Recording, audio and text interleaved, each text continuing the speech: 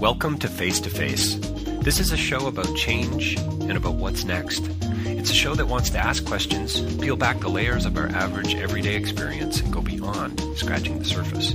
We interview amazing people with incredible ideas and stories who have done wild, weird, and wonderful things. Remember that imagination shared create collaboration, and collaboration creates community, and community inspires social change. I'm David Peck, and this is Face to Face.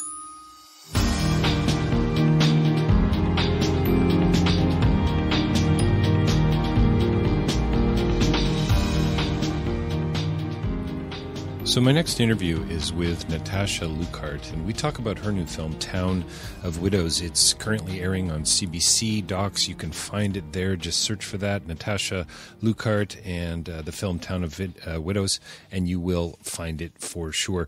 This is a movie that's going to appeal to a lot of people. I think currently it's only available in Ontario, but soon to be released as a full-length feature, and it's about justice. It's about the labor movement. It's about how Natasha was raised on the picket line and what that meant to her and her family. It's about public engagement and about holding. It's about speaking truth to power, and then about holding people involved in this thing we call life responsible for their choices and for their actions. This is about how workers are often seen as, well, they're not seen. That's the problem. Workers are often invisible. We talk about trust in the system and about workplace justice and about occupational disease and about why it's so important to follow through on actions. We talk about how evidence is rarely neutral, and how film is such a powerful tool for pushing back against the status quo, raging against the machine, and so on. And Natasha and I had a great conversation about Peterborough, about Ontario, about issues, about politics and social justice. And I hope you can see the film. If you don't catch the shorter version, the long term full-length feature is going to be out soon. Town of Widows coming right up. Natasha Luckhardt. Don't forget davidpecklive.com for more information about my writing and public speaking. You can purchase a copy of Real Change is Incremental there and get behind some of the work we do. And don't forget face-to-facelive.ca. Lots of interviews there. We've recently been at TIFF, and there's a whole host of interviews, interesting people and places and issues that we're going to be talking about. If you want to advertise on Face-to-Face, you can certainly do that. Please reach out to us and sign up for the email. We send it out once a month. It's an update. Get others to sign up for it. Please forward it on to your friends. And if you really are liking what we're doing here, please tell us and sign up onto iTunes. Very easy to do. And leave us a review there. We would really appreciate it. Or on other platforms as well, Spotify and so on. But iTunes reviews are really helpful. It helps us gain some digital traction. And also, don't forget rabble.ca for more writers and podcasters and journalists, people who are going a little bit deeper. News for the rest of us, rabble.ca. Coming right up, Natasha Luckhardt on face-to-facelive.ca. Well, welcome to Face to Face. We're joined by a very special guest here with us today. We have Natasha Luckhardt here to talk about her new film, Town of Widows. I think just recently premiered and is going to be available on CBC, and I think Natasha's going to tell us all about that. Thanks for joining us today. Thanks for having me. So maybe we'll get back to the sort of where it is and where people can see it, but why don't we just dive right in and sort of capture people's attention? Town of Widows, pretty provocative title, pretty frankly kind of disturbing, really. Yes. And as you get more into the story, the layers are peeled back. Can you tell us a little bit about what's going on from a narrative perspective in the film?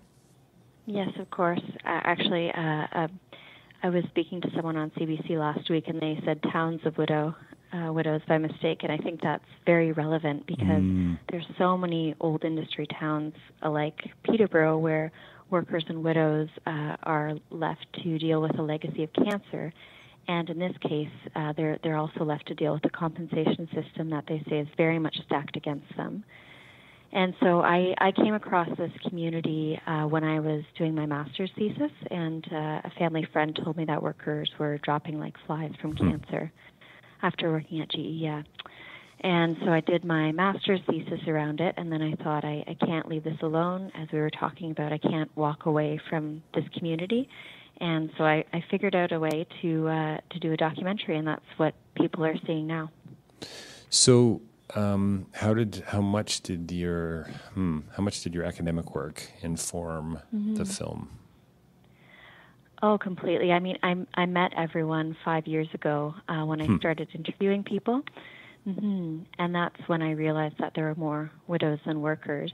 And so it's the same people pretty much as when I did my thesis. And I wrote it more so it was more accessible, but I still thought, there's only going to be a select few who read this, and how do we get these stories heard by the greater public? Because, often they're heard in our, labor circles or social justice circles, but how do we get it so they're heard by the nation?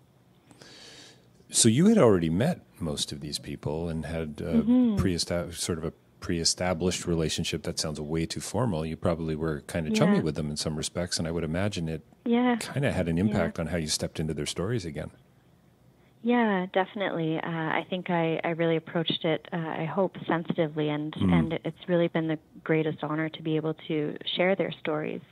And I'm actually looking at my wall right now, and I have a letter that Jim Dufresne, he's one of the main workers in the film, and he says, "Thank you for doing the master's thesis." And for me, I think workers were at that point so grateful that their story was being heard, because at that point there hadn't been a lot of media exposure around the issue, and the town is a company town, so the issue remained insulated in Peterborough. And what I saw as we were filming over the last 3 years is there was the Toronto Star Expose, and there was the National Asbestos Ban. So all this momentum happened in the community that we were just fortunate enough, and the workers were fortunate enough to experience, but we also captured. So tell me about your the heart. You clearly have the heart of an activist. Tell me a bit about that. Yeah, I would say that, I was raised on the picket line. Both of my parents were involved in the labor movement, and they did work around anti-apartheid. And so, I would say I have that bone or a few bones in my body. I saw a community of people that weren't being heard even by their own community, and that was tragic to me. And, people dedicating and their entire lives and being so loyal to a company, and then having your whole community overcome with cancer. It's really tragic, and it's it's a huge sacrifice at the end of the day that no one should have. And the numbers are pretty astounding as well, right? I mean, I think it was 685 claims. 50% of them were denied out of the gate. I mean, this is kind of outrageous, really. Yeah, and it was actually less than 50%. It's 43% at the time, or as of right now, and that's even after all the media exposure. Right. So there was this big review that happened with the compensation board. The workers created this report, and they took it to the WSIB and said, "Look, this is what we were exposed to." And so that was a culmination of their work, their study that they did. And even after that, 71 more claims were compensated, but that's still less than half. And that's, what happens after all the dust settles with all this media exposure is workers are still left waiting, sometimes for decades on end. So can we just go a little cynical? Maybe you're just going to smile and laugh at me, but is it really just about money? No. About profits? No, not at all. No, I mean, for some people, there was one widow whose husband died when she had two teenage daughters at 15 and 17. And she had a hair studio that her husband had built her in the front of their house. So for, workers and widows like Sandy LeBeau, that money meant a lot, and that she needed that money. But unfortunately, it took her 24 years to get that compensation, and that was after all this media exposure. Right. So for some people, yes, but most people, it's the recognition that my loved one died at work, and I think that if you gave them a minimal amount, that would just mean the world to them in terms of their husband's sacrifice that I spoke of being worth something. Yeah, I mean, it's so great. I'm so glad you went there, because to me, and at a certain point, you just have to start asking questions about responsibility. and where did it go kind of so wrong? And I mean, and by the way, the map of carcinogens is just wow. I mean, that's an image I will never forget. I've explained it to a few people who haven't seen the film, and I hope they do. But I mean, it's just astounding. And obviously, there was a lot of factors that came into play there as well. But it just shows you even what we don't know, what we're exposed to. It just raises so many questions. I mean, it could have been the poster for the film, frankly. Yeah.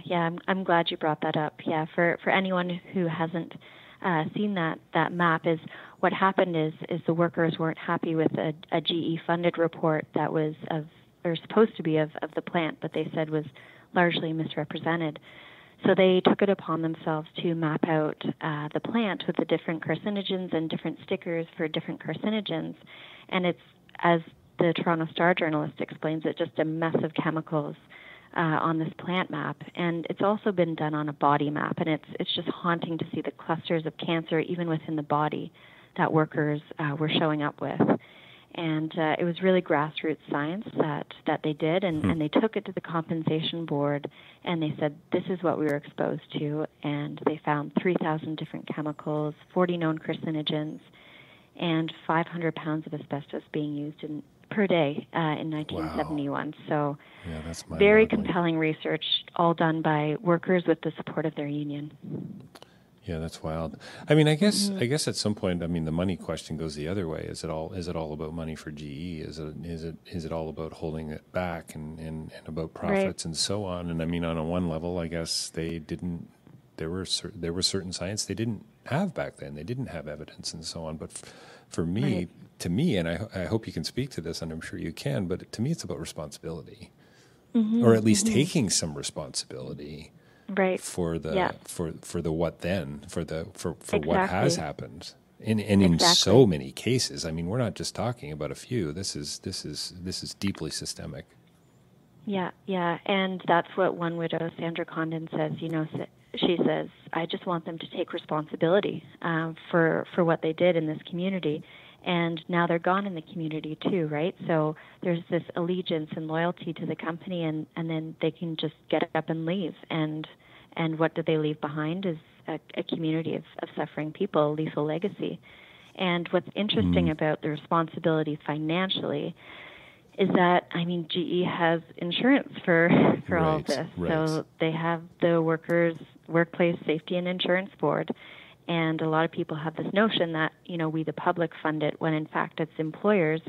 And so they shift that burden of responsibility from the company to the insurance board and then onto the workers to, prove that they didn't get their illness from their workplace.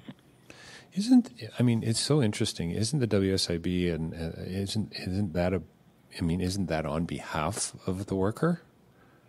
Isn't that? You would hope so. Yeah, that's sort of the presupposition, isn't it? The whole idea. Yeah. I mean, it comes out. What I love too, by the way, in the film is. And by the way, congratulations on the film. It's thank you. It's an important film, and it needs to be seen. And I've heard rumor there's a full-length feature as well coming. Yes, there is. Yeah, so we filmed for 100 hours over the last 3 years. So it's extremely difficult to make it into a feature length, and then we had to make it into a broadcast, which we were very happy to do, obviously. So we do have a feature length that's coming out in the next few months, and that will hopefully be through film festivals. If you have friends and family in film festivals, we hope to circulate it that way as well to other audiences beyond Canada. And will it have the same name? Yes, it will. Oh, that's fantastic. Oh, good for you. That's amazing. Congrats. Yeah. So I was going to go down the path of, WSIB, workers' rights, et cetera, on behalf of, it comes out in the film that, workers are often invisible. Yes. Or this notion that the worker doesn't really exist, and yet it is, in fact, let's use the metaphor of sort of machines and industry. The oil, workers are the oil, really, aren't they? Right. Mm-hmm. Yeah. Yeah, they keep everything going, and yet what are they left with now? So you brought up, how the compensation board runs, and it was set up originally so it would take the financial burden off the workers to instead of, pursuing tort law against an employer, which you're David versus Goliath, it was set up so there's a shared responsibility system, so the employer pays a premium or shares the cost. And it was set up so it was supposed to be this no-fault system. But now it's actually changed into an insurance scheme over the last 10 years or so. So now you have, pages of executives making upwards of $500,000 per year. And on the other hand, you have workers sometimes struggling for 25 years for compensation. So what was set up to be a more swift access to justice, I personally don't think you can call that justice if you're waiting decades for compensation that you have a right to. Yeah, I go back to that responsibility thing for the families. This is about responsibility, but it's got to be wrapped up in some kind of the loose ends of injustice, if that makes sense. Right. Like going to bed tonight knowing that at least we got them to say it out loud, and we've been compensated to some degree. And you bring it out in the film quite nicely, and I forget who it is. I think it's Jim and Roger who are having a coffee maybe. Yeah. Good cop, bad cop. Yeah, that's right. They clearly have a difference of opinion. Not everyone's going to be happy, right, with a settlement, capital S, small s, I suppose, on settlement. But isn't it speaking to some level of, I guess, just some level of being better humans, of our humanity, of saying, yeah, we blew it here. Right. So where does somebody, and I can't remember who it is in the film, but early on somebody says that, they're not scientific questions, they're all political ones. They're political questions. So where Bob Donadio. Yeah. Yeah. Where does the ego and the pride and the arrogance play into all of this? Yeah. When you talk about that moment with Jim and Roger and Tim Hortons, and there's so many Tim Hortons moments, which is very Canadian. But that's right. I think it really that also reveals that there's a lack of trust in the system, and it's like the ministry or the WSIB is going to come out with these new numbers, and Jim's like, right, well, we've heard that before, and I think that when I first came into the community as well, it was difficult. They had seen people come and go and listen to their story to a certain extent and then disappear. So I think that there was a lot of broken trust, first of all, with the company and then with people coming into the community. And so, I don't know if that answers your question, but it just reminded me of, how there's been a lot of trust that's lost and that's been broken in this process with the compensation board and with the government and with all the powers that be that these workers really came up against. Yeah, this idea of trust is pretty interesting. Without it, pretty much everything breaks down, it seems to me, and some friendly relationships and parental and marital and corporate and so on, and our banking system's based on it, but it seems like it's sometimes a pretty thin layer, and I don't know how do you strengthen that, because we do seem to hear an awful lot of a lot of stories like this, where it's corporate greed, it's all about the almighty dollar, it's about shareholders' profits. They could take it's about a little more tax. It's about let's tax the rich, and isn't that going to help, or the mega rich, right? Because I think it's similar edges on the same coin, I think. Wouldn't you agree? Yeah. Oh, yeah. And I would say that what the remedy is, or if there can be one, in the structure that we're in, I would say it's listening to workers. That's the first. Because, they have been listened to by the government before, but then I would say that action has to follow that, because, they've told their stories many, many times. And I never get sick of them telling them. I don't know if they do. I don't think they can. They can afford to. But yeah, it's listening, and then it's following up on what needs to be done. How important was Kevin Flynn? I think he's retired now. He was offering up his support. He seemed like a community guy. He seemed like he really was coming alongside them. Just to all the politicians out there, isn't this what you got into politics for in the first place, to be able to do these kinds of things? How important was that to these families? I think it was very important. it took, the investigation in the Toronto Star and a lot of media exposure to really make the government act. But I do think in this case that Minister Flynn, I do think his heart was in the right place.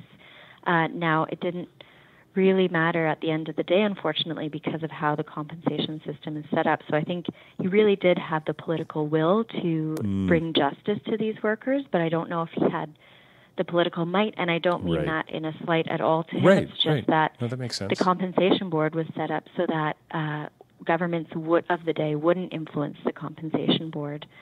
But I think one aspect that workers really wanted to see, and we didn't highlight this in the film because, there are just so many aspects to cover, but presumptive legislation. So one family, the Condon family, their husband died of brain cancer, glioblastoma, which is incredibly rare. And so what they're asking for is presumptive legislation similar to what firefighters have. And that's if you're exposed to a certain amount of chemicals for a certain amount of years, then it's presumed that your workplace contributed to your cancer. And so for the Condon family, Ed was exposed to the exact same chemicals as a firefighter would be, not just for 10 years, which is the threshold, but for 40 years. And he also died of glioblastoma. And a government agency or health clinic found 13 in GE, and the average is 2 to 3 per 100,000 people. So it's significant, and they're asking why isn't a factory worker treated with the same value and respect and dignity in the eyes of the compensation board as a firefighter, which I think is a valid question. How many of those questions remain unanswered? Or those types of questions, I should say. That has been completely dropped. I think at one point, the Condon family was disappointed that didn't happen with Minister Flynn, but I don't know how much ability he had to make that happen.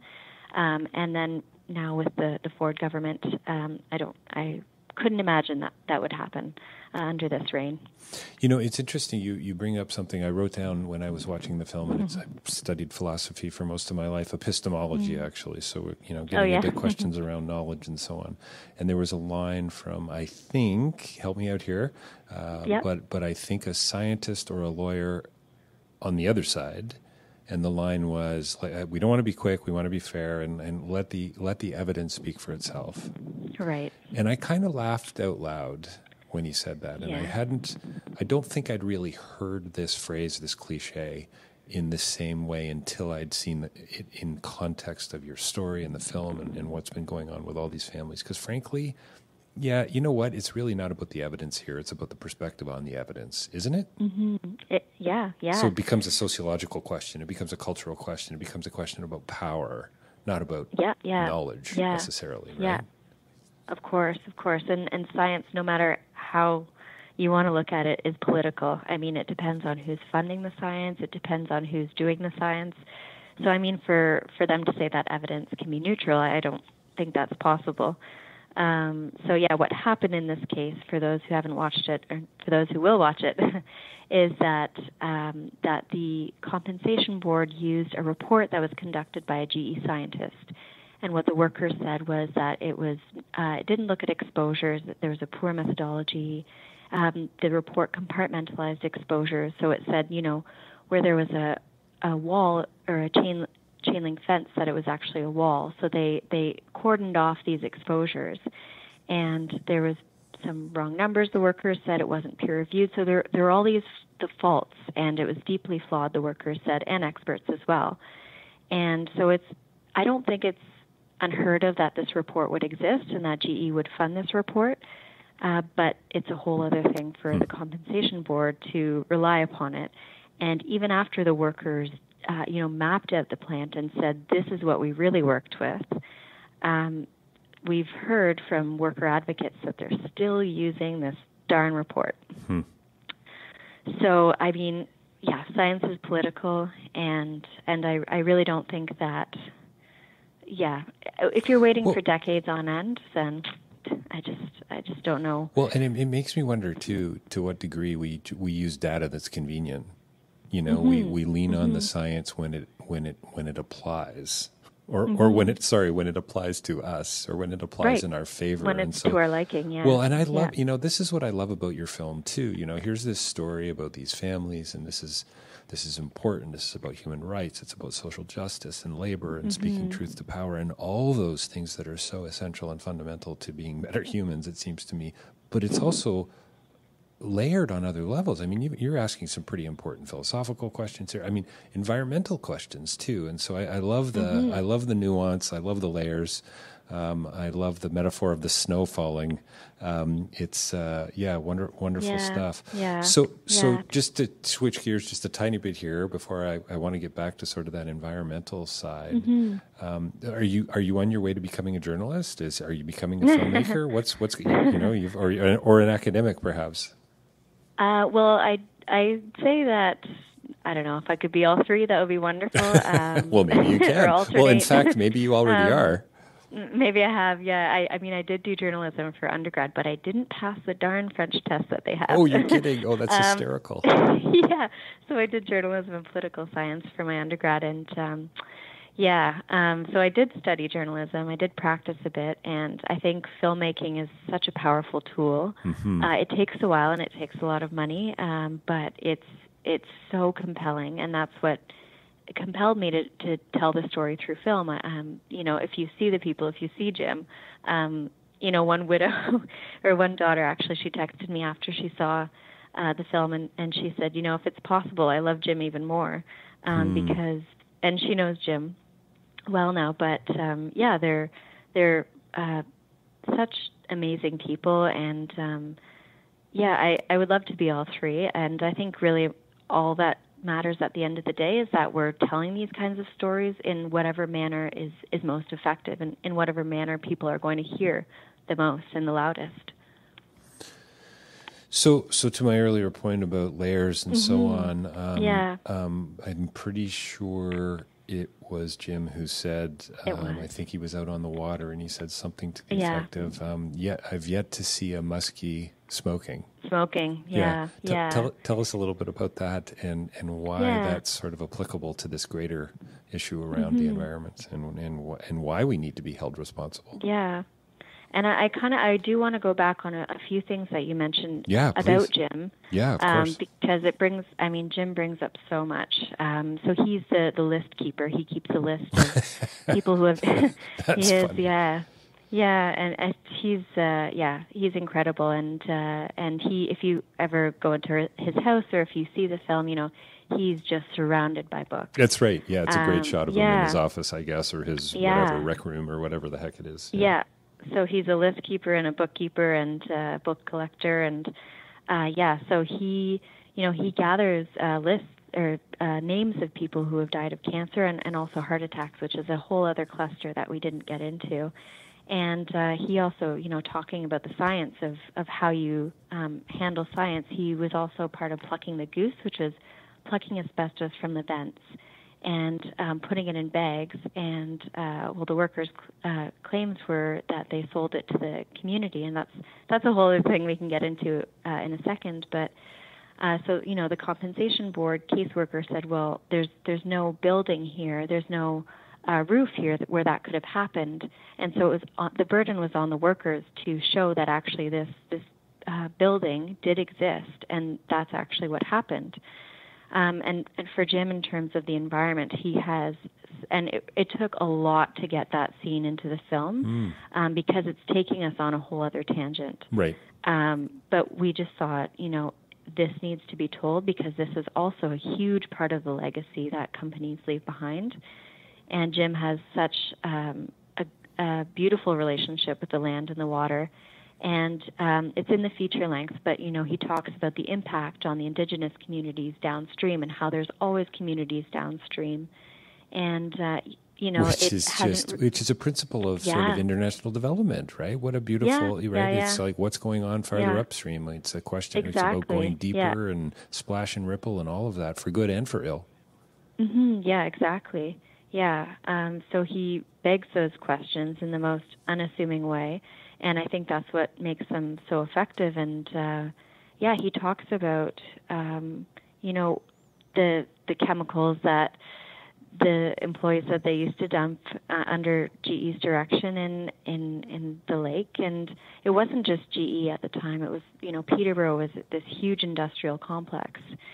And so, what do those companies, those companies that they kept, what do they leave behind? And Jim raises all those questions in the best way possible. Yeah. Yeah, it raises pretty serious questions about environmental ethics and where we're heading and just global responsibility. I mean, you being a labor activist and so on. I mean, just issues of supply chains as well and legislation and transparency. And, you do bring that into the film as well a little bit, that, this is a global problem. This is happening. Cell phones, computers, these types of things are happening everywhere all the time. And it I mean, would you say one of your hopes is that, you kind of end the film on the whole, and I love it, by the way, the whole, you got to keep sort of, the phrase in the film was something, keep trying till you change it, but you just got to keep, you got to keep raging, you got to keep raging against the machine, right? You got to keep pushing back. Yeah.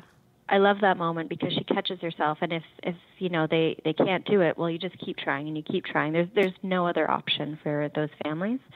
For the Condon family, Ed started the compensation claim 5 months before he died and when he was diagnosed. And so the family, they say that they probably wouldn't have started this fight, but they are sure as hell going to finish it, even if it's positive or negative. But I don't know if they'll stop at a negative response. And it's a question too of the global impact, as you say, is where are these jobs now? Where are these same exposures happening in countries where people have even less means and power and options to speak up? And who's speaking up on their behalf? Is anyone speaking up on their behalf? And what are the implications? Yeah, and can they even speak up? How do you not? And I'd be interested to hear Jim and others talk about this as well.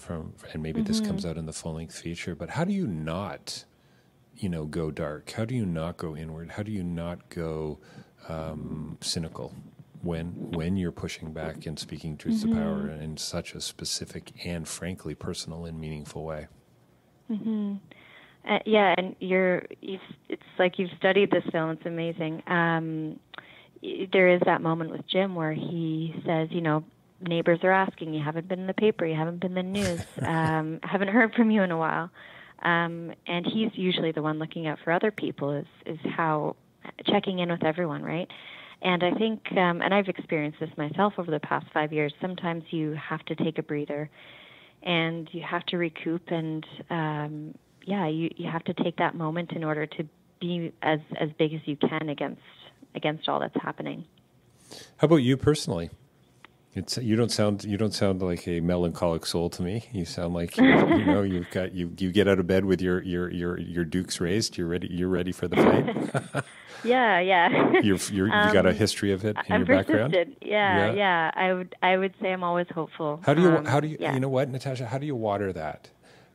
Any honestly, I mean, I've taught around these issues in international development at Humber College. It's kind of the world that I live in, and I do find how do you motivate? How do you and maybe the question is sort of kind of connected back to, are you a journalist? Are you an academic? Are you a filmmaker? Maybe it is through telling stories. It's connecting with people on an emotional level, and just I think that's part of it. Yeah, I think it really is the storytelling that keeps me going.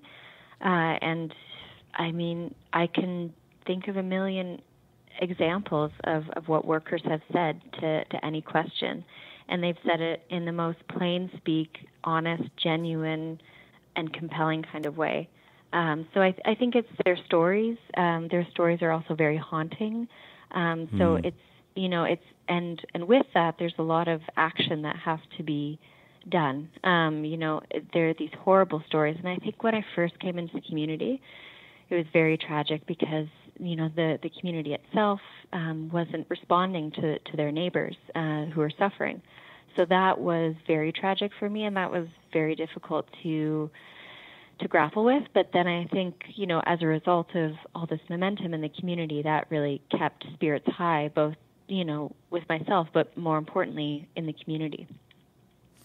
As a first-time filmmaker, I'm assuming that this is sort of your first big step into that world. How many times did you get out of bed or go to bed thinking, "Yeah, I'm done"? I don't honestly think it's ever crossed my mind. Oh, that's awesome. No, it just hasn't. I mean, oh, that's cool. I can't walk away. I won't walk away. The people aren't walking away. So, and they're the ones who have actually experienced the trauma and the loss. So how can I justify walking away? So that's a commitment to the story. That tells me something about you for sure, and as a filmmaker and as a person and so on. But I would imagine it's also, I would think, connected to, I guess maybe, I don't know that you made promises to any of these families, but I would think that sort of comes into it as well. Yeah. I think there have been no expectations with this project, right. with anyone. And I think, expectations have been broken for this community before. And so I think that they're very hesitant to have expectations. But also, for myself, I had no expectations. I talked to, we had to hire a publicist who was wonderful for the film. And she said, what are your expectations? And I said, I have absolutely none. I've had none through this entire process. So, if one community people heard about it, that was great. The more people who heard about the story, the better. And it just was incredible that CBC listened to this story and recognized that this story needed to be heard. And I should also say that it was pretty much a team of two to four, but mostly two, myself and my colleague, Rob Luckhardt, who did all the filming and the beautiful editing. And so I couldn't have done any of this without that team of 2 to 4 people. And, of course, a village behind me. Two to four of your closest friends. Yes, that's amazing. Oh, that's fantastic. Yeah. Well, I think, you know what I love, too, about this is you've made a beautiful film. You've made an important one. And I think you're also, I would imagine, I hope, buoying the spirits of filmmakers everywhere, right? I mean, I think this is about sticking to it and being passionate and being committed for the kind of for the long haul. Sounds like this is about, by the time you're done, 6 years all in. Is that a fair? Yeah. It's been an adventure. Someone said the other day, and I think that's true. And it's been a roller coaster as well. And it's been, as I said, the greatest honor that I've ever had. That sounds like a pretty nice place to end. Why don't we just sort of wrap it up by telling people where they can get to the film? I'm going to get emotional otherwise. That's right. I didn't bring any tissues, and frankly, CBC Docs online. Yeah. Tell us a little bit about that, and also feature film. If you can give us any more insights on that as well, when and where, etc. Yeah, so it's streaming now. It came out last Thursday, August 8th, and it's streaming now on CBC Gem. And so that's in Canada only, but we're hoping that in the coming months we'll reach the film festival circuit and that the story will be heard by even more people who can. I've found absolutely every single person has had some sort of relationship to old industry, GE, or Peterborough itself. So right. Absolutely. I think these stories are relatable throughout the world, and that's what we're hoping for. That's what we're hoping to reach. Well, I think they absolutely are relatable, and I've got history in Peterborough that maybe I can, tell you and my listeners at another time down the road. But I just want to thank you for your time today. We've been talking with Natasha Luckhardt about her new film, Town of Widows. Check it out on CBC. Look for it there. Feature length coming in the hopefully not so distant future. And Natasha, again, thanks so much for your time today. I really appreciate it. Thank you.